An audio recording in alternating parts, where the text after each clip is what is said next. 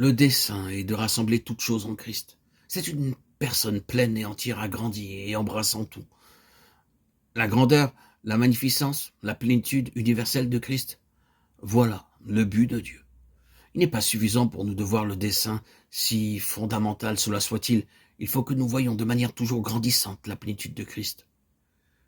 Il doit y avoir une vision initiale de cette grandeur, de cette majesté, de cette gloire, de cette universalité.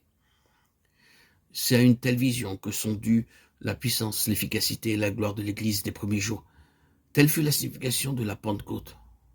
C'est une vision comme celle-là qui fit des apôtres les hommes qu'ils furent. Paul devait tout à la révélation que Dieu lui donna de son Fils en lui.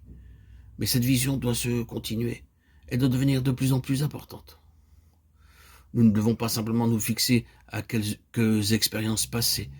La vision que nous avons aujourd'hui de Christ, la volonté du Seigneur, c'est que nous vivions et marchions par l'Esprit à un point tel que nous puissions dire que la vision que nous avons de Christ aujourd'hui est infiniment plus grande et plus merveilleuse qu'elle ne l'a jamais été. Cela est en ligne avec le dessein de Dieu. Et il en est ainsi pour tous ceux qui sont réellement entrés dans une compréhension spirituelle de ce dessein.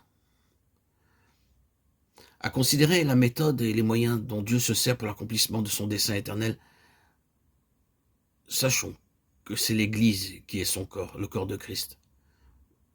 La parole de Dieu nous déclare définitivement que l'Église est la plénitude de celui qui remplit tout en tous. Cette plénitude universelle de Christ doit être révélée et exprimée dans et par un instrument appelé l'Église. Qu'est-ce que cette Église ? Il nous est dit premièrement qu'elle est une compagnie d'élus, laissant de côté toutes les théories sur l'élection. Contentons-nous pour le moment de voir que Dieu a voulu de toute éternité avoir une telle compagnie et que l'élection a rapport au dessein et non pas principalement au salut.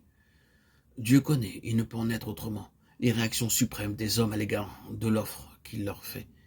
Et c'est selon sa préconnaissance qu'il a prédestiné à son dessein. Mais Dieu n'a jamais dit à une personne non sauvée qu'elle est prédestinée à l'être. Dieu appelle simplement. L'Église est la compagnie des appelés qui ont obéi. Deuxièmement, l'Église est quelque chose de plus grand que les églises. Selon ce que nous entendons par celle-ci, l'Église peut se trouver en elle toute ou bien elle peut ne pas être du tout, dans beaucoup d'entre elles. L'Église est essentiellement une chose spirituelle, elle n'est ni sectaire, ni dénominationnelle, ni ecclésiastique, ni traditionnelle. Elle est l'union spirituelle des membres d'un organisme vivant, un corps possédant une vie.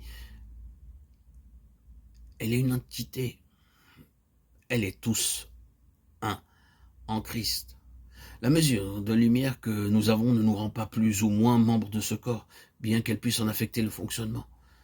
Ce n'est pas notre compréhension de la vérité quant à l'Église qui nous constitue membres de l'Église, bien qu'elle affecte grandement la question de la plénitude.